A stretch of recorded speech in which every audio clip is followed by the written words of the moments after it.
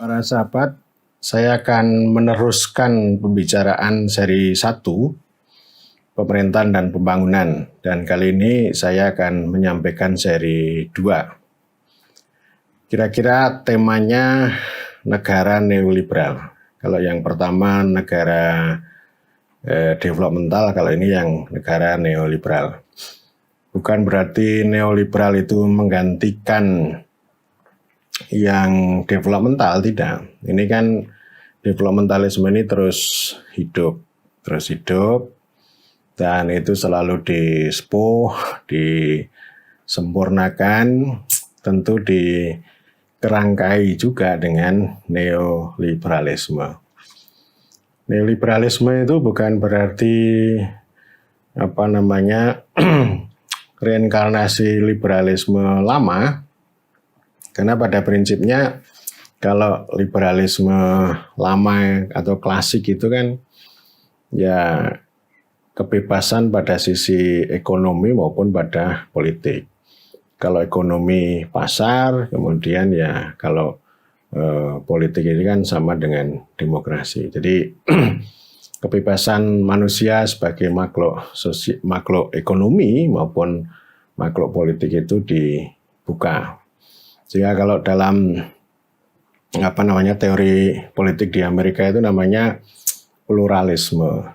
Negara itu cukup menjadi wasit atau penjaga malam dalam arena ekonomi dan politik begitu.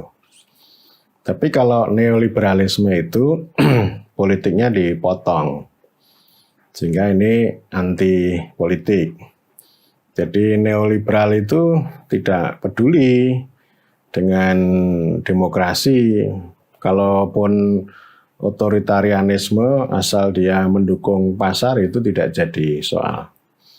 Jadi spirit makhluk politik yang bebas itu dipotong oleh neolib, kemudian difokuskan pada spirit homo economicus, makhluk ekonomi. Homo economicus itu artinya ya manusia itu aktor rasional secara ekonomi gitu ya, seperti yang diajarkan pada waktu SMP dengan prinsip ekonomi, mengeluarkan modal yang sedikit gitu ya, yang efisien begitu, tetapi pengen laba yang sebanyak-banyaknya dan cepat gitu. Nah, ini nanti implikasinya pada fundamentalisme pasar. Ya, jadi bagaimana nanti negara itu diarahkan ke sana. Dan homo economicus ini, prinsip homo economicus itu adalah sebuah ideologi. Ya. Maksud saya homo economicus sebagai poin penting dalam neoliberalisme ini adalah sebuah ideologi dan proyek sekaligus juga taktik. Ya. Itu masuk ke dalam ranah politik pemerintahan. Jadi bagaimana politik dan pemerintahan itu dibungkus, dilaksanakan, diteknikalisasi dengan prinsip-prinsip homo economicus. Jadi ini artinya berbeda sama yang klasik ya. Dan developmentalisme yang terus-menerus disepuh sampai sekarang juga masih kuat itu, bahkan mungkin tambah lengkap itu. Itu tentu ya sudah dimulai pada tahun 80-an, tambah kenceng pada tahun 90-an, lebih kenceng lagi ya selama 20 tahun terakhir. Memang ada 5 konteks ya, atau 5 poin penting yang mau saya katakan yang mewarnai ini ya, mewarnai trajektori kedua ya, negara neoliberal. Pertama itu krisis ekonomi. Ya pertama tentu krisis ekonomi di Barat setelah Perang Teluk lalu menghasilkan perayaan neoliberalisme yang sering saya katakan dengan Margaret Thatcher sama Ronald Reagan, meskipun neoliberalisme itu sudah dijalankan sebelumnya di Chili pada tahun 70-an. krisis ekonomi pada awal tahun 80-an itu kan melahirkan debirokratisasi, liberalisasi, privatisasi, ya, yang itu itu sebenarnya ditolak oleh negara-negara industri, negara developmental tadi karena negara punya peran yang besar. Tapi kalau di Indonesia kan diterima ini. Jadi negara developmentalnya itu kan tidak sekokoh, tidak setangguh di Asia Timur gitu. Lalu solusi neoliberal ya, yang dari Barat itu diterima juga oleh Indonesia. Tetapi yang paling penting adalah krisis 97-98. Ya, ini krisis besar, Asia itu luar biasa, termasuk Indonesia juga luar biasa juga. Banyak yang rontok, memang ada yang memperoleh berkah, tapi banyak yang rontok dan kemudian itu ya menimbulkan menimbulkan testimoni, kritik bahwa pembangunan ekonomi, pertumbuhan ekonomi itu hanya fata morgana, bubble gitu, bubble ekonomi. Kemudian pada tahun 98 itu muncul tulisan Paul Ormerod ya, the death of economic, ya, kematian ekonomi gitu. Dan yang lebih penting pada waktu itu ada ungkapan dari Presiden Korea Selatan Kim Dae-jung. Tahun 97 dia bilang begini bahwa krisis ekonomi Asia itu terjadi karena para pemimpinnya lebih terpesona pada pertumbuhan ekonomi daripada demokratisasi. Jadi Korea mengalami krisis tapi tidak separah kita, dan Taiwan juga lebih soft lagi krisisnya. Dan yang lebih penting Korea itu sudah mengalami demokratisasi pada tahun 87.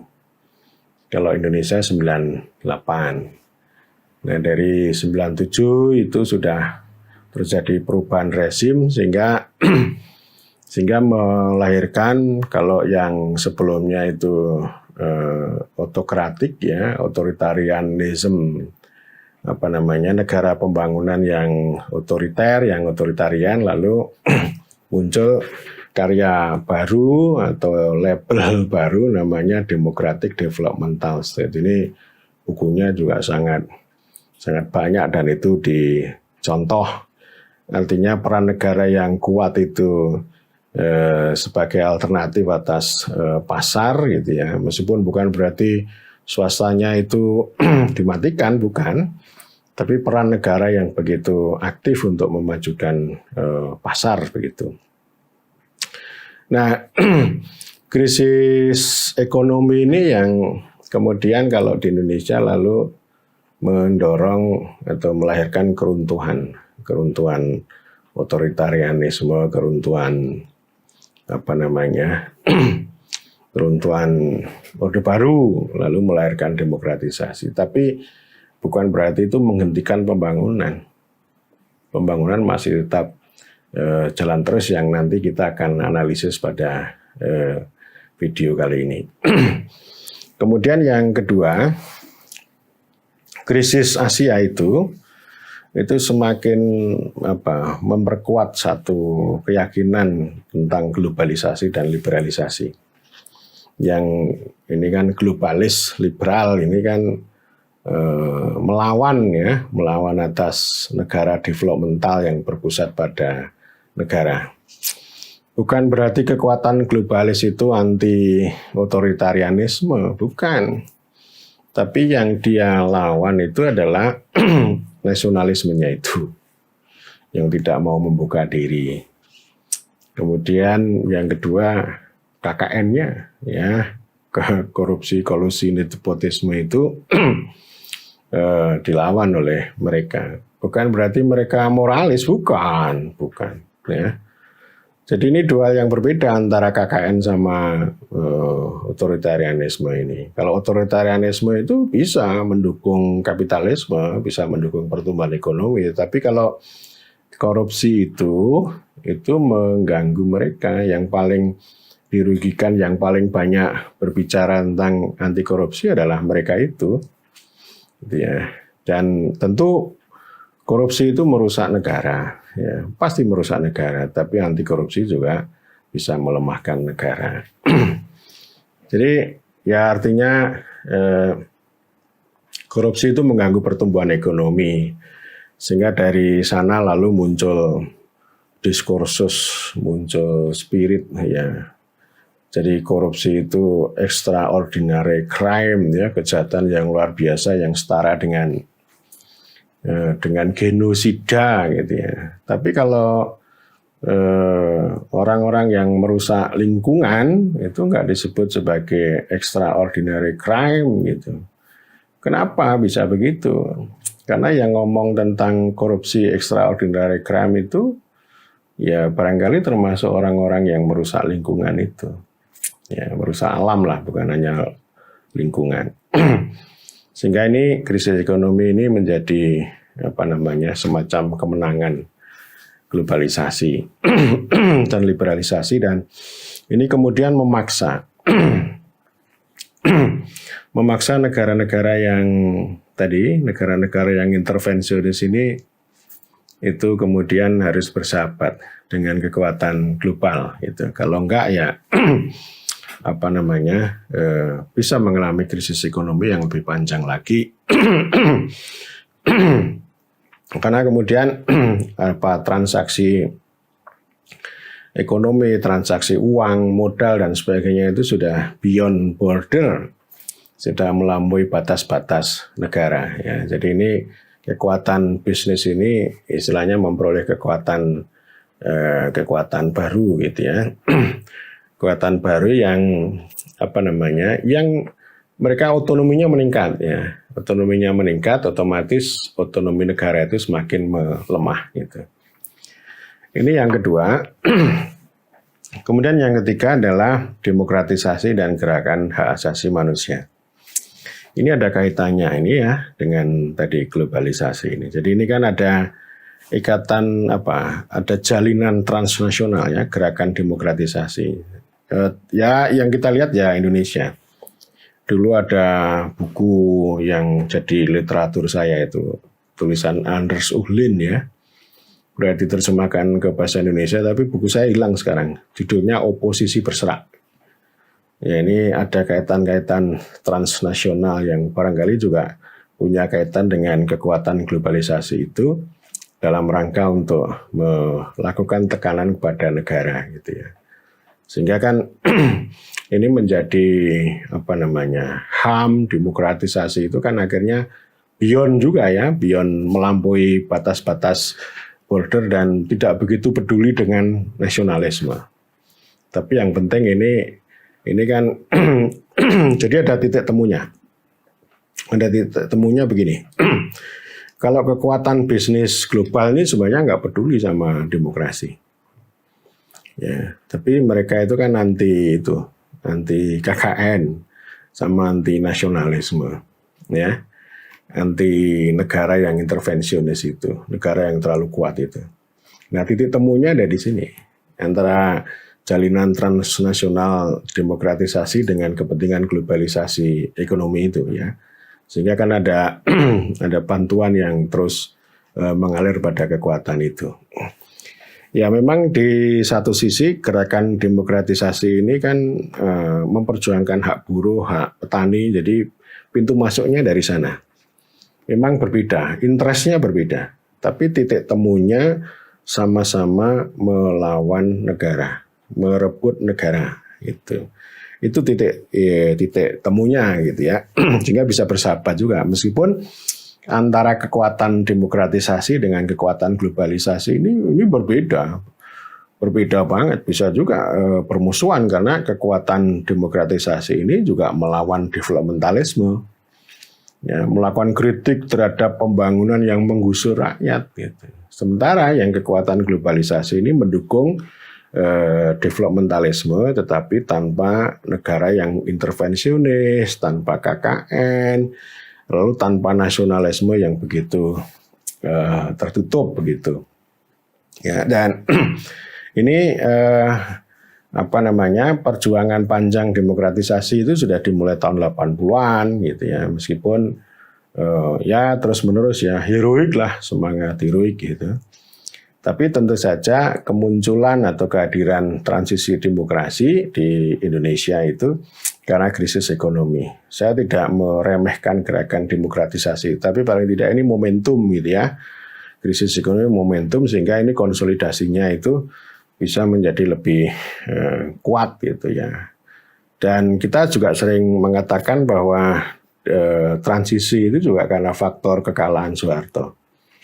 Ya, jadi Soeharto kalah karena krisis ekonomi, kemudian krisis legitimasi, kemudian pecahnya dukungan elit, lalu ini menjadi struktur kesempatan munculnya gerakan rakyat, mahasiswa, buruh dan sebagainya untuk menekan Soeharto sehingga Soeharto kalah dan lengser.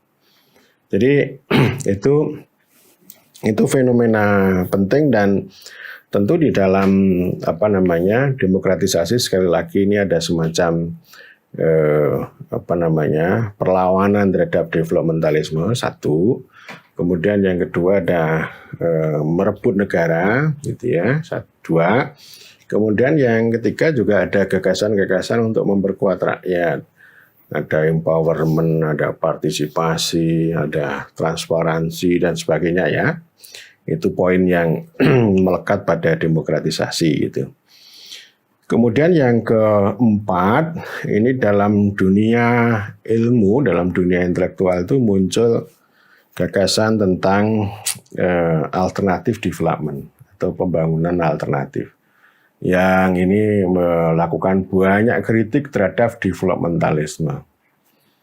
Ya, ini banyak sekali ini alternatif development ini. Memang ada yang yang ogah dengan pembangunan, misalnya kayak teori ketergantungan Andre Gunder Frank dan sebagainya lah, itu teori-teori dependensi itu ya. Ya, kemudian tapi ada juga yang terlalu soft, misalnya pembangunan itu jangan hanya semata mengejar ekonomi, tetapi kebutuhan dasar, basic need itu juga harus, ini yang paling soft lah.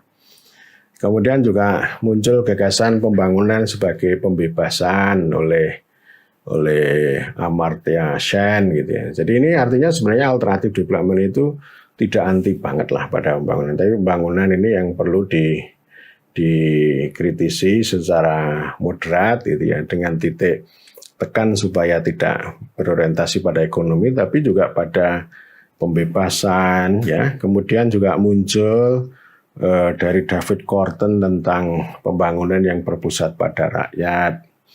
Kemudian ada juga buku pembangunan desa yang dimulai dari belakang dari Chambers ya, yang sudah saya napatilasi. Lalu juga muncul sustainable development, lalu pembangunan sosial, lalu apalagi ya, banyaklah alternatif di situ, termasuk ya misalnya ada pembangunan berbasis masyarakat, dan yang tidak kalah penting dan ini kemudian populer di Indonesia adalah pemberdayaan, terjemahan dari empowerment. Jadi ada satu karya yang ditulis oleh John Friedman tahun 92 gitu ya. Saya punya buku fotokopian yang sudah lepek sekali. Empowerment, The Politics of Alternative Development. Ya, itu yang dulu kami baca pada waktu itu ya, empowerment. Jadi karena pembangunan itu yang meminggirkan rakyat gitu ya.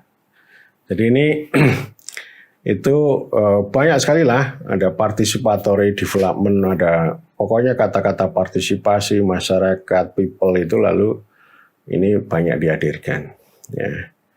Dan pada saat yang sama memang kritik terhadap kegagalan dalam tanda petik terhadap developmentalisme juga sudah banyak, entah itu kegagalan revolusi hijau, kegagalan pembangunan desa dan seterusnya, itu sudah mengemuka ya pada tahun-tahun awal 90-an. Dan di kalangan NGO di Indonesia, tokoh seperti Mansur Fakih itu banyak sekali yang banyak sekali melakukan kritik terhadap developmentalisme ini sebagai ideologi yang itu ya pokoknya luar biasa lah kritiknya di sana. Saya kira kita bisa membuka lagi kritik-kritik itu ya, dan bukunya banyak, literaturnya melimpah ruah ya, alternatif development atau pembangunan alternatif ini. Tetapi yang mau saya katakan, konsep-konsep kunci, gagasan, ide dari para pendekar pembangunan alternatif ini itu kemudian diambil oleh kaum developmentalis, diambil oleh kaum neoliberal, apapun diambil. Mau kata partisipasi, participatory, social capital, empowerment, berbasis masyarakat, semuanya diambil. Ini malah justru menjadi strategi taktik yang lebih canggih bagi neoliberalisme itu untuk menguluskan, melancarkan, memperkuat pembangunan di sana gitu ya. Jadi artinya mereka kalau dulu akan alergi dengan kata-kata yang dari alternatif development, tapi kemudian tahun 90-an ke sini itu diterima. Salah satu contoh ya, kalau dulu ada zaman tahun 70-an ada integrated rural development, kemudian tahun 90-an itu ada community based development, lalu ada community driven development gitu ya. Jadi dulu state driven development lalu bergeser menjadi community driven development. Ini salah satu capture gitu ya. Social capital juga di capture gitu ya. Jadi kita bisa membaca ya. Nanti saya akan adalah juga karya John Harris Depoliticizing Development ini ya. Ini kan termasuk menyampaikan kritik terhadap modal sosial yang kemudian di-capture oleh ini ya kaum developmentalis neoliberalis untuk menyempurnakan atau menyepuh pembangunan itu ya. Jadi ini poin yang mau saya katakan itu ada di sini ini ya. Dan artinya ini kemudian alternatif development ini menjadi inflasi, menjadi latah, kehilangan ya akhirnya kehilangan semangat. Salah satu contoh pada tahun 95 itu Robert Chambers mengkritik ya tentang tentang pembangunan, tentang partisipasi ya yang diambil oleh kaum developmentalis. Misalnya begini, ini ada 3 poin yang disampaikan oleh Robert Chambers terhadap kritik dia terhadap capture ya, terhadap penyerobotan partisipasi. Yang pertama, partisipasi itu sebagai label kosmetik untuk membuat apapun yang diusulkan tampak baik, tampak cantik ya, karena persyaratan formal dari pendekatan partisipatif meskipun prakteknya top down. Prakteknya top down. Ini termasuk kritik kita terhadap pendekatan pembangunan itu ya, proyek PN gitu ya. Ya, jadi istilahnya partisipasi yang hanya dimobilisasi, partisipasi hanya sebagai syarat dan ketentuan.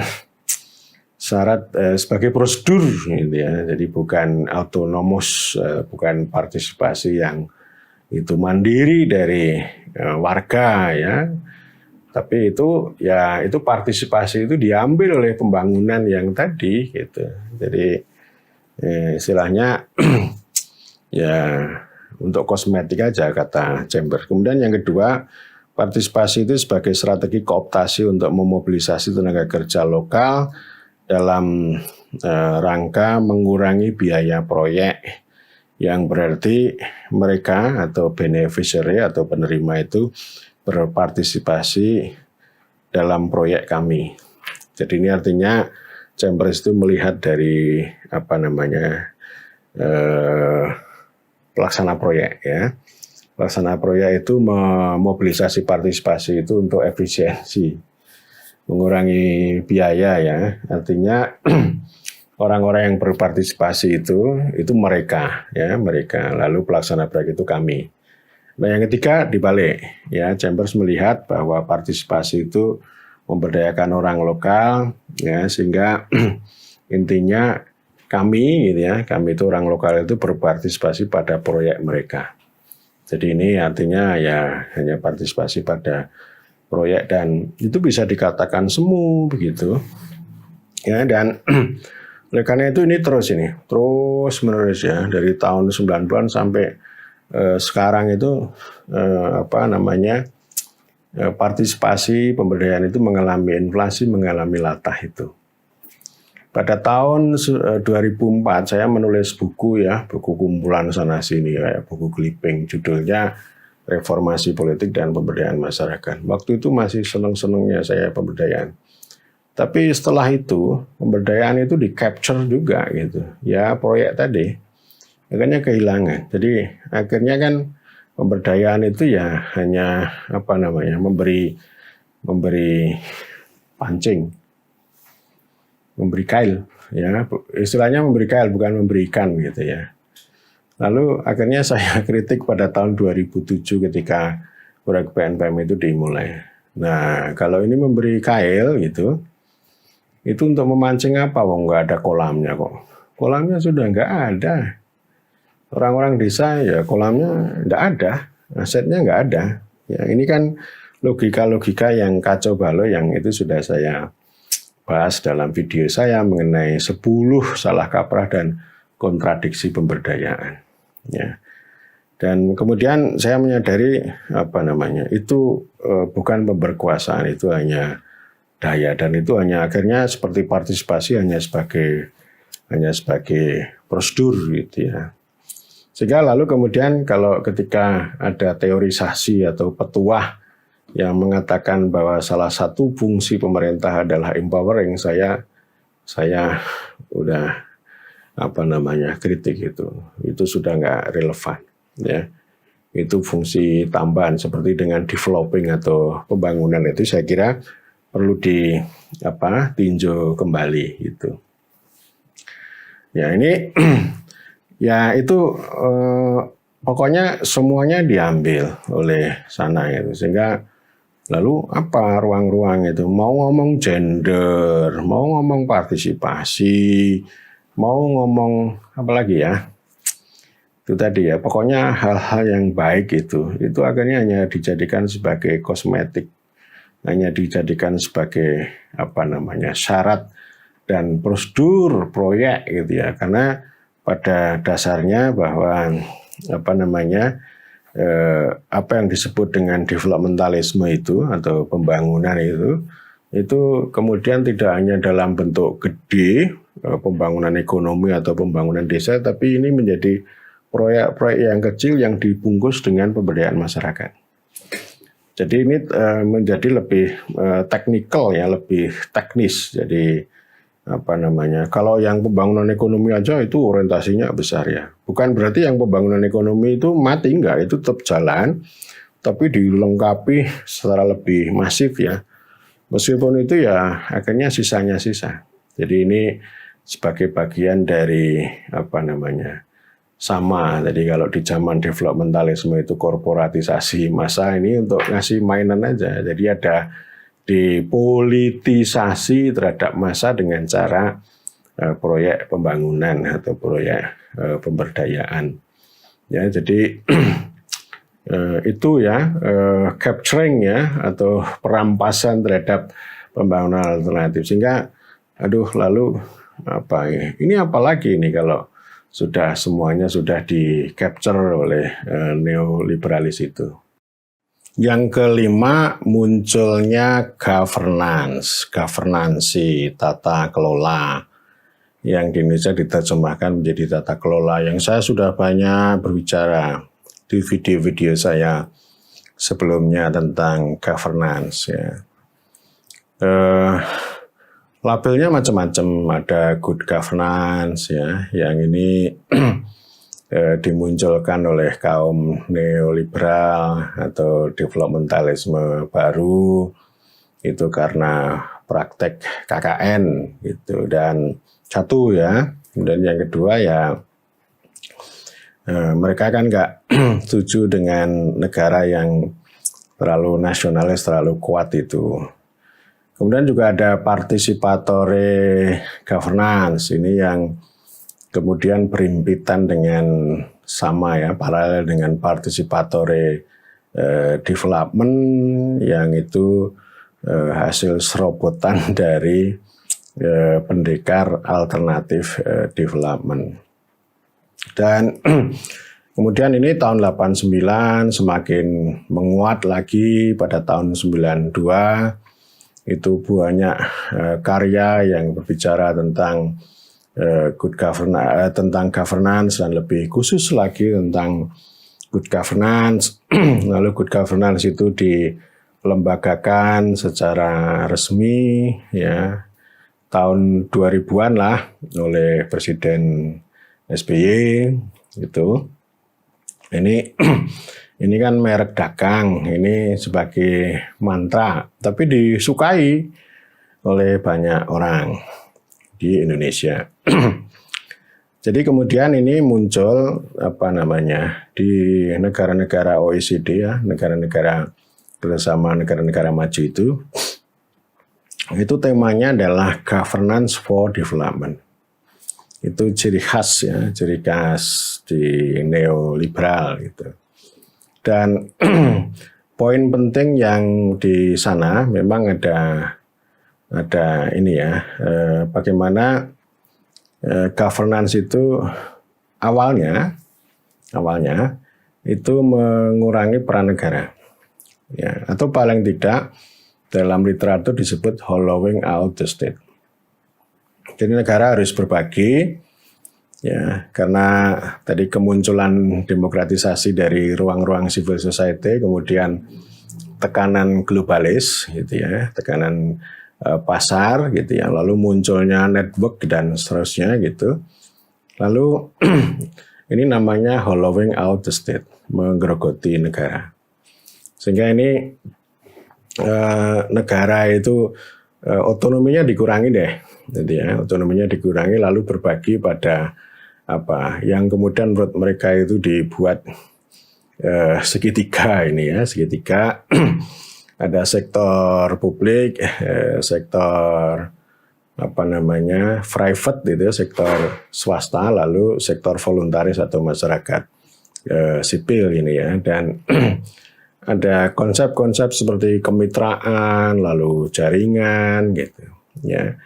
Jadi memang ini ada yang pertama kan governance dengan good tadi ya, yang lebih menekankan pada aspek-aspek untuk melubangi negara, entah itu dengan transparansi, partisipasi dan akuntabilitas. Terus governance yang kedua itu ada ini ya, ada network gitu ya. Artinya tidak hanya terpusat pada pasar gitu, tidak hanya pada civil society atau negara, tetapi mereka saling berjaringan, baik itu pada skala nasional, lokal, bahkan juga global. Dan jejaring itu yang kemudian diyakini bisa melancarkan, bisa memperkuat kembali developmentalisme. Ya, jadi artinya mereka kan tidak suka kalau negara itu terlalu kuat pada developmental state ya. Lalu ini dibagi dengan kekuatan-kekuatan lain dengan jaringan maupun kemitraan. Jadi perbedaannya, kaitan antara pemerintahan dan pembangunan ini penting ya di zaman sebelumnya, periode sebelumnya di developmental state dengan yang neoliberal atau negara neoliberal. Kalau yang developmental state itu kan negara yang mengutamakan pembangunan, negara yang terlalu aktif, ya, terlalu intervensionis. Ini yang tidak disukai oleh kaum developmentalis atau globalis, ya. Tetapi mereka berhasil, kaum developmentalis itu, developmentalisme atau pembangunan itu membentuk pemerintahan. Jadi istilahnya pembangunan untuk pemerintahan. Ya, jadi pemerintahannya lalu bercorak pembangunan. Pembangunan itu segala-galanya gitu ya. Itu yang disukai ya, yang disukai oleh kaum orientalis, modernis, developmentalis, neokolonialis itu di situ ya, itu yang disukai. Karena dengan cara begitu itu bisa mendukung pertumbuhan ekonomi, pertumbuhan pasar dan seterusnya. Yang kemudian di negara neoliberal ini itu governance for development. Ya, jadi artinya governance untuk pembangunan. Kalau yang tadi pembangunan untuk pemerintahan. Kalau ini pemerintahan untuk pembangunan. Tapi pemerintahannya berbeda dengan pola yang sebelumnya. Jadi governance itu kemudian dalam literatur itu dikonstruksi sebagai governance without government. Ya. Jadi more governance, less government.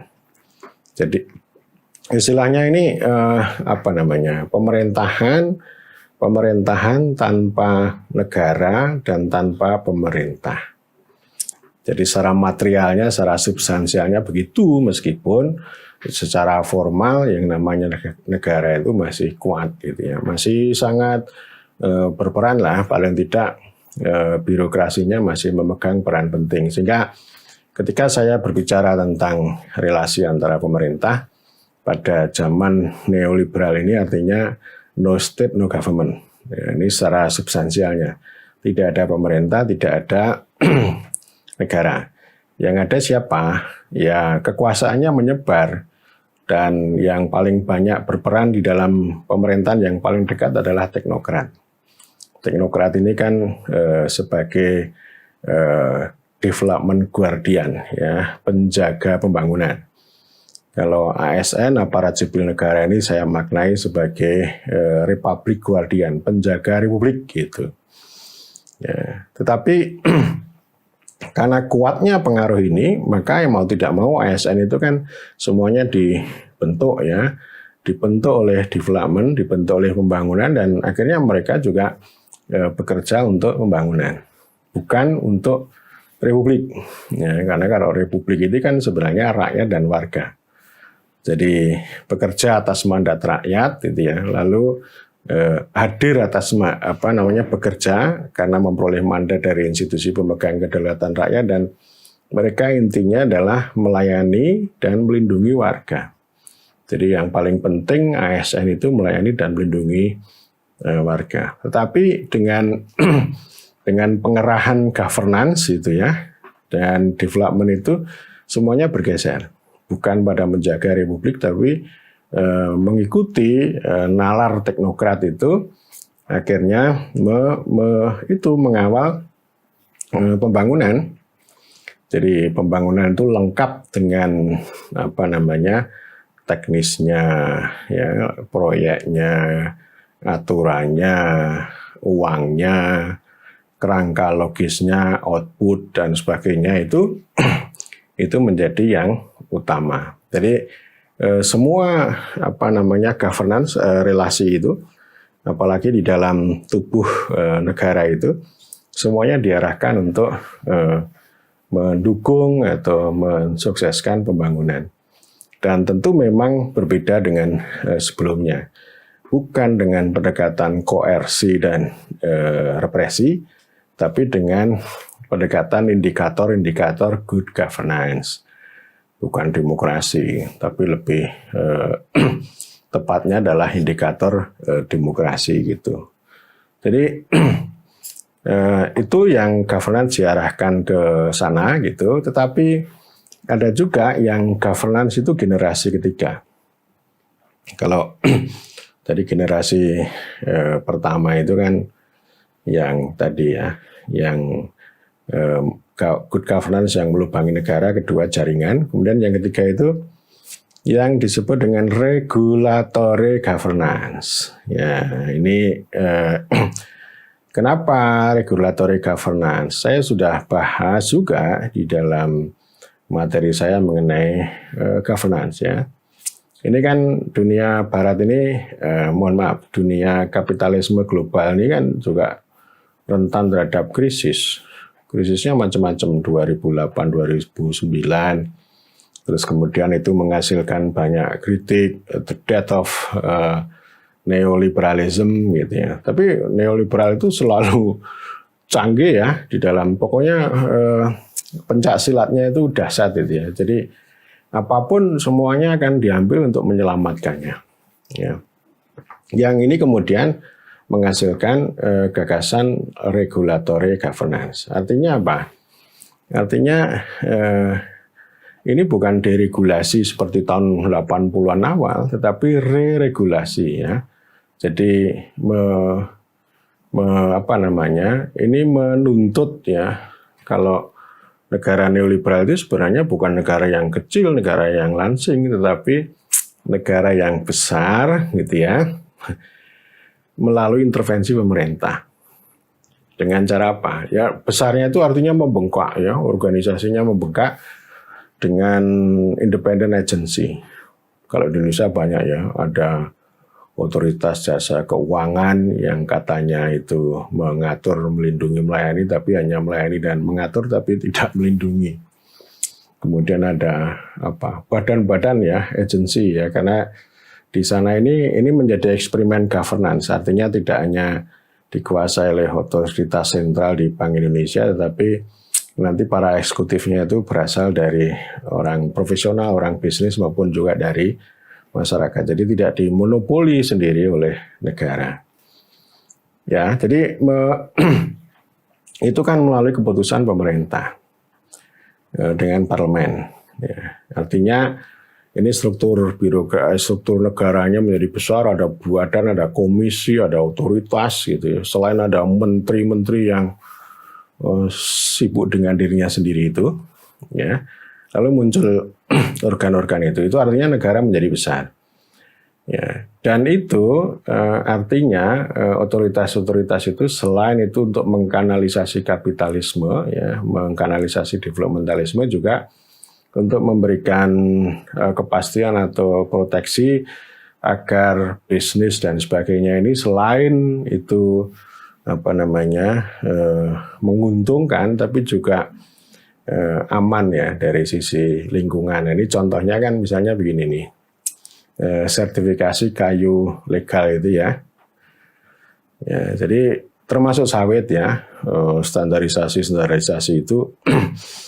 Jadi orang Indonesia petani termasuk kalau mau bisnis entah kayu entah sawit, mau ekspor ya, Anda boleh ekspor, tapi harus memenuhi standar legal, standar keberlanjutan, standar macam-macam lah itu ya, yang dibuat oleh pasar global ini. Jadi bukan ditentukan sendiri oleh negara, dan negara harus mengikuti ketentuan ini. Kalau enggak, nanti nggak boleh masuk ke dunia global. Ya, jadi ini kontrol terhadap kekuatan-kekuatan bisnis yang kecil. Nah kalau di Cina kan nggak begitu ya, bisnisnya ya rakyat itu diproteksi betul oleh negara gitu. Tapi kalau kita, negara justru ikut melakukan sertifikasi atas itu gitu, sehingga kalau petani yang memperoleh SVLK, sertifikat verifikasi legalitas kayu gitu ya, artinya mereka mengeluarkan uang banyak. Ya, orang-orang di Gunung Kidul menghabiskan uang 80 untuk ngurus sertifikat itu, tapi nilai tambahnya kan nggak ada. Lalu mereka, kalau kami punya sertifikat lalu nilai tambahnya apa gitu, kan ya sama aja gitu. Harganya kan tidak tambah juga, kemakmurannya juga tidak nambah. Tapi itu bagi dunia internasional penting ya, sertifikat legal itu gitu ya. Nah ini yang kemudian sering dikatakan ini rules without right ya, aturan itu tanpa hak, dan itu ciri khas pengaturan di dalam regulatory governance itu begitu ya. Lalu saya jadi ingat ya, kemarin belum lama nonton film John Wick ya, chapter 2 ya, yang dibintangi oleh Keanu Reeves ya. Jadi seorang tokoh gembong mafia yang manajer Intercontinental itu ngomong sama John Wick, tanpa peraturan Anda akan hidup seperti binatang. Ya memang ada benarnya, tetapi yang mau saya katakan itu terbalik. Jadi peraturan itu dibuat, re-regulasi itu dibuat. Ini justru menjadi cita rasa neoliberal yang itu bertentangan dengan yang lama. Aturan itu dibuat dengan asumsi bahwa manusia itu binatang. Ya.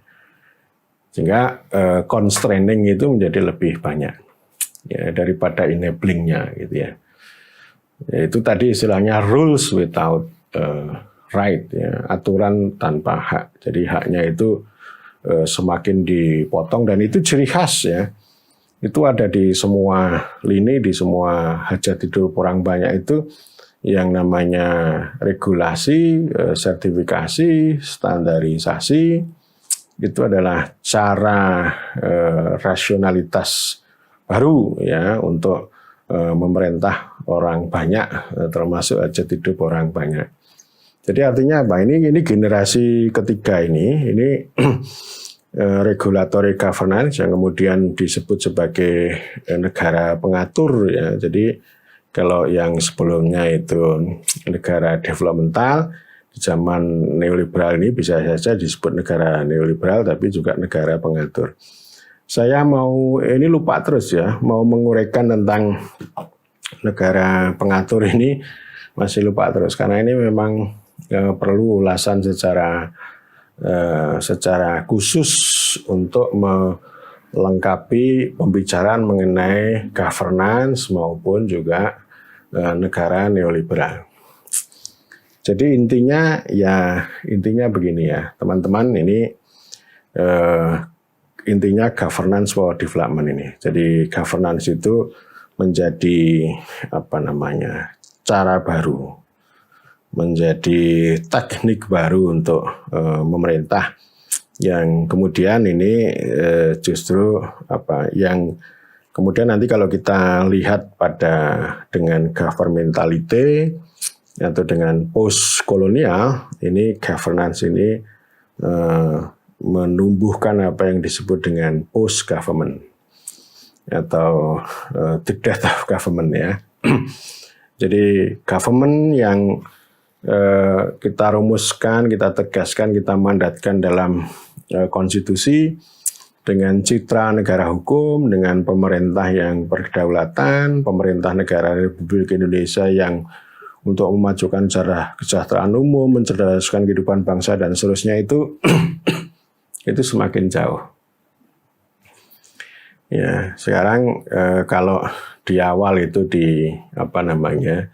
dikonstruksi atau direduksi oleh pembangunan, kalau sekarang ini direduksi oleh governance ya. Dan governance ini lagi-lagi diarahkan untuk pembangunan tadi, untuk development ya.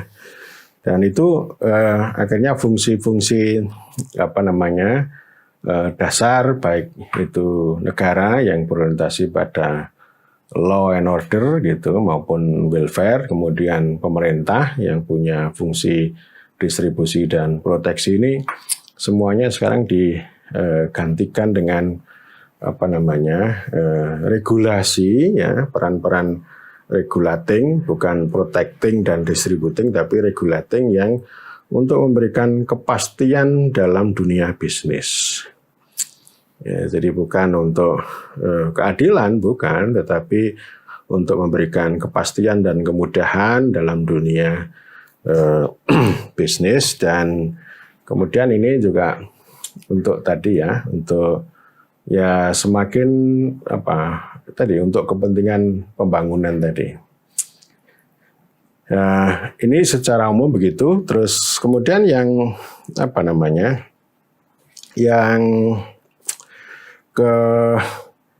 ini struktur makronya ya, artinya ini untuk regulating terhadap dunia bisnis.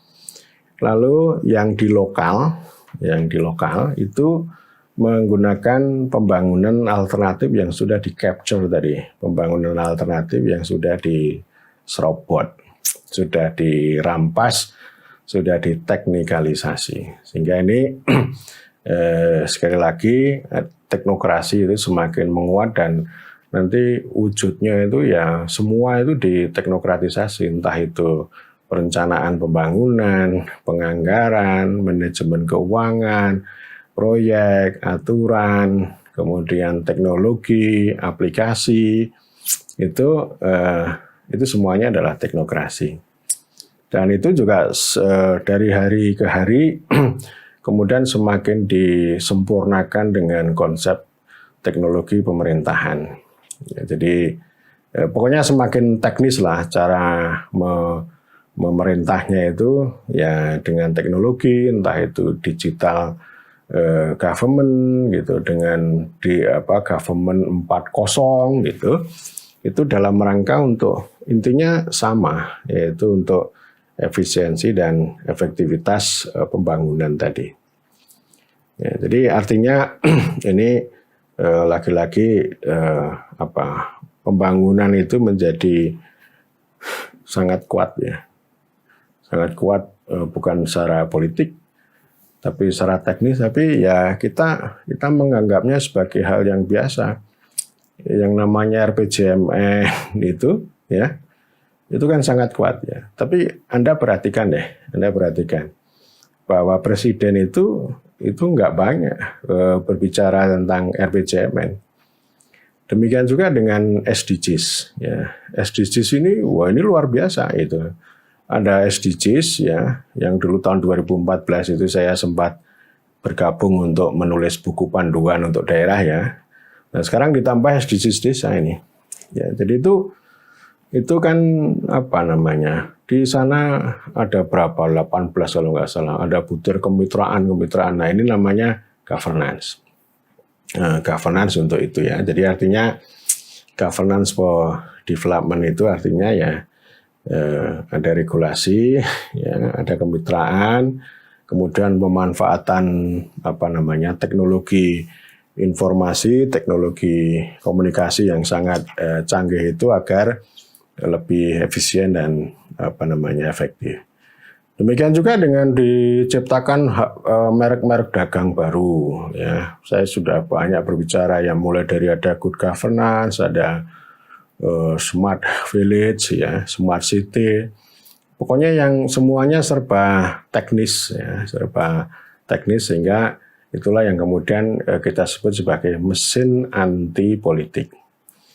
Jadi semakin jauh dari konstitusi ya, jadi negara hukum, gitu ya, yang dulu belum terbentuk ini udah diganggu terus gitu. Demikian juga dengan pemerintah yang berkedaulatan rakyat. Saya kira itu ya, apalagi ya yang belum saya sampaikan, negara neoliberal, negara pengatur ya. Nanti ini barangkali akan saya sampaikan secara khusus saja deh ini ya. Atau mungkin seri ketiga saya akan, ini kan seri 2 nih, seri 3 saya akan bicara tentang negara pengatur. Ini formasi baru negara yang itu diciptakan oleh neoliberalisme atau developmentalisme baru. Saya kira demikian. Terima kasih.